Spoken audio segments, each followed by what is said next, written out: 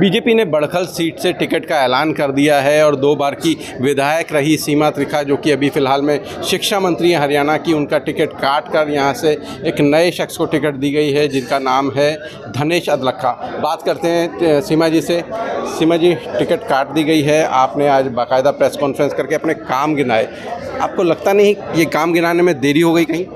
नहीं, ये तो रिपोर्ट कार्ड है कि कोई भी व्यक्ति जनता को मिसलीड ना कर पाए। जनता को पता होना चाहिए कि उनके एक एक वोट जो उन्होंने मुझे दिया, मेरे पर इतना समय लगाया, मेरे सहयोग किया, तो उसके बदले में उन तक क्या क्या किस किस तरीके से मेहनत से क्या क्या उनका हमने सदका वार करके सामान इकट्ठा किया। क्या लगता है टिकट कटने के पीछे की क्या वजह रही? मैं मानती नहीं टिकट कटी है। मैं इसलिए नहीं मानती क्योंकि मेरे को 9 में, 14 में और 19 में टिकट दी गई। अभी टिकट देते और ले जाते तो समझ आती मेरे को।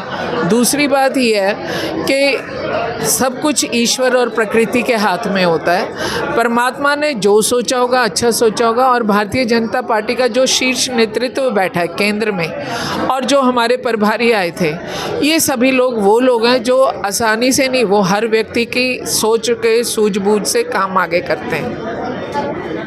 आपका क्योंकि कई जगह विरोध हुआ है जहां बड़े लोगों की टिकट कटी है, आप भी मंत्री 2 बार की लगातार की विधायक हैं, आपका टिकट, तो कहीं से निर्दलीय उम्मीदवार के तौर पर भी कोई नामांकन करने की कोई गुंजाइश है? मैं पार्टी की सिपाही नहीं, सैनिक हूँ। सैनिक का काम है सरहद पे खड़े रहना, 24/7 जागते रहो कहते रहना। तो मैं कोई भी ऐसा काम नहीं करूँगी जिससे बीजेपी के संस्कारों को ठेस पहुँचे, या जिससे समाज में मेरे माता पिता या मेरे परिवार का नाम और सिर झुके। अच्छा, जिस तरह से धनेश अदलखा को यहाँ बड़खल सीट पर टिकट दी गई है, तो क्या आप उनकी मदद करेंगी? पार्टी जहाँ ड्यूटी लगाएगी, जहाँ पार्टी आदेश करेगी। आप बड़खल सीट मांगेंगी ड्यूटी के लिए? अगर मैं मांगती तो टिकट ना मांग लेती। मांगना तो सीखा नहीं ना। मांगना है तो वोट मांगना, और देना है तो सेवा देनी है। अच्छा, कितनी संभावना मानती हैं बीजेपी कैंडिडेट की बड़खल सीट से जीत पर? मैंने बोला ना, मेरा किसी से भी राजनीतिक रिश्ता ही नहीं है इस शहर में और इस पूरे इलाके में। मेरा राजनीतिक रिश्ता नहीं है, मेरा भावनात्मक रिश्ता है। मेरे को कोई बंदा मुझे पूरे हरियाणा में विधायक जी तो बुलाता ही नहीं है। मुझे सब दीदी और बहुत कम लोग भाभी और ज़्यादा लोग सीमा कह करके बुलाते हैं। जिसका 20 साल का कार्यकाल हो और वो फिर भी सीमा और दीदी और भाभी से जानी जाए। चाची बुलाते हैं तो बुआ बोलते हैं, मासी बोलते हैं, तो बताओ मैं कहाँ राजनीतिक रूप से खड़ी हूँ। मेरे को तो समाज का हर वर्ग जो है मेरे को सिर माथे पे बिठाता है, और सबसे ज़्यादा मैं अपने क्षेत्र में लोगों के दिलों में बैठी हूँ और या फिर दिमाग में बैठी हूँ। मैंने सवाल पूछा कि कितनी संभावना मानते हैं आप बीजेपी प्रत्याशी की जीत की? मैंने आपको कहा मेरा रिश्ता भावनात्मक है, और भावनात्मक, आप वोटर भी हैं यहाँ पर। मैं अपना वोट तो दूंगी ना, क्यों नहीं दूंगी। अगर मेरी ड्यूटी यहाँ होगी तो 110% यही है, और अगर मेरे को बाहर भेज दिया गया तो मैं क्या बोलूँगी। नहीं, आप वोटर होने के नाते तो आपको दिखाई देता है कि ऑब्वियस है, मैं वोटर हूँ तो वोटर के नाते तो वोटर ही रहूँगी, कुछ और थोड़ी बन जाऊँगी। वोटर तो हूँ ही मैं। अच्छा, टिकट ना मिलने का कितना दुख है? लग रहा है मेरे चेहरे पे कहीं दिख रहा है? मेरे को नहीं दिख रहा, और मैं बल्कि ये समझती हूँ कि टिकट मिलना ना मिलना प्रारब्ध होता है, ये नहीं है, ये प्रारब्ध है।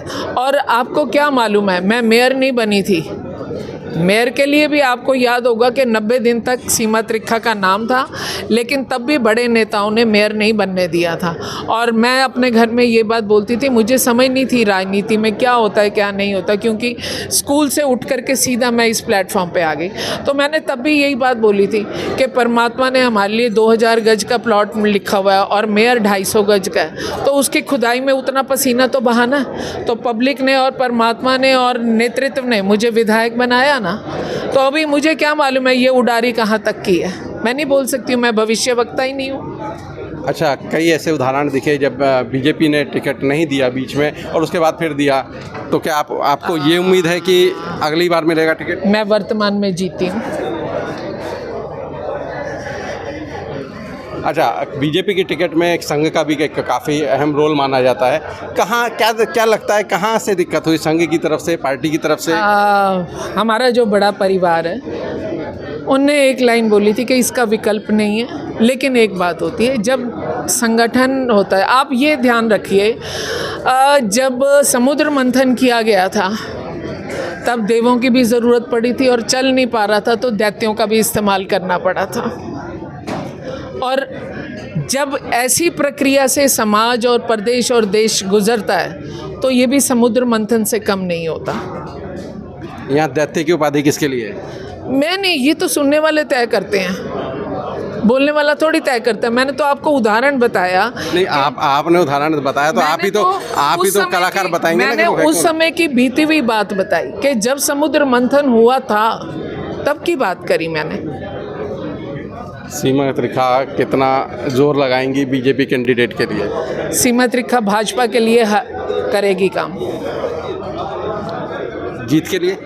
मैं भारतीय जनता पार्टी के लिए, मैंने कहा ना, मेरा जो किरदार है ना, मेरे किरदार में आज भी 80% मेरे मम्मी डैडी और मेरा परिवार के संस्कार झलकते हैं। और जो 20% जो निखर करके आता है उसका सारा श्रेय मैं अपनी स्वर्गीय सासू माँ को देती हूँ। माँ ने सब्जी बनानी सिखाई थी लेकिन सासू माँ ने रोज़ बनवाई तो मैं परफेक्ट हुई थी। चलिए, हमसे बात करने के लिए धन्यवाद। तो ये थी सीमा त्रिखा जो कि बोल रही हैं कि टिकट ना मिलने का उन्हें दुख नहीं है, लेकिन उन्होंने ये ज़रूर कहा कि जहां पार्टी उन्हें ड्यूटी लगाएगी वो ज़रूर काम कर लेंगी। हालांकि जब उनसे पूछा गया कि क्या ये काम जीत के लिए होगा तो उन्होंने कुछ भी बोलने से इनकार कर दिया। हरियाणा तक के लिए फरीदाबाद से सचिन गौड़।